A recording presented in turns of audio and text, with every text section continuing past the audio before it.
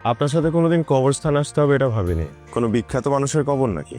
আমার জন্য বিখ্যাত আমার মা বাবা। জন্মের পরপরই একটা অ্যাক্সিডেন্টে হারিয়েছি দুজনকে। কিভাবে যেন আমি বেঁচে গেলাম। তারপর চাচা চাচির বাসায় ঠাঁই হলো।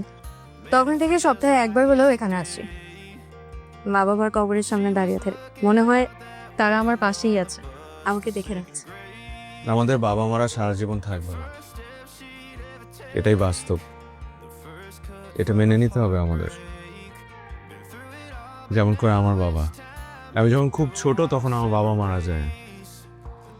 এরপর আমার মা আমাদের তিনজনকে অনেক কষ্টে মানুষ করেছে, বড় করেছে। আমাদের নিয়ে এত অস্থির হয়ে থাকা সেই মানুষটাকে আসলে খুব সহজে না করতে পারি না। ওকে উপর কিছু বলতে পারি না, বলতে চাইও না।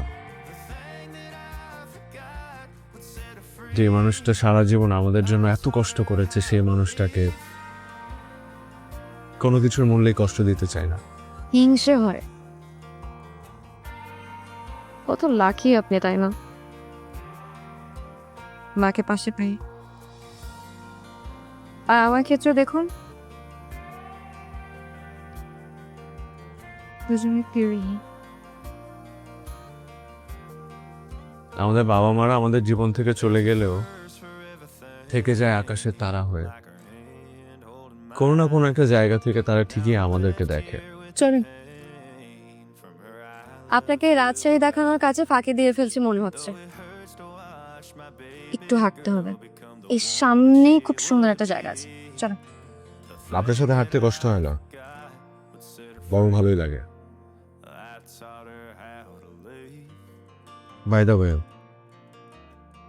বাবা মার মতো তো পাশে থাকতে পারবো না, কিন্তু সুযোগ দিলে বন্ধু হয়ে পাশে থাকতে চাই এক জীবন। এই হচ্ছে প্রেম দেয়াল। প্রেমিক প্রেমিকারা বিশ্বাস করে তাদের নাম এই দেয়ালে লিখে রাখলে তাদের প্রেম নাকি সার্থক হবে। এখানে তো আমাদের নাম লেখা নেই। এই একটা কাজ করবো নাকি, এখানে আমাদের দুজনের নাম লিখে দিই প্লাস দিয়ে। ভুলেও এই কাজ করবেন না। সামনের দিকে চলেন, আর অনেক কিছু দেখার বাকি। আসেন।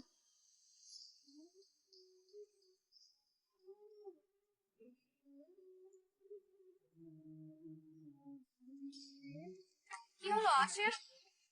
যে আসছি।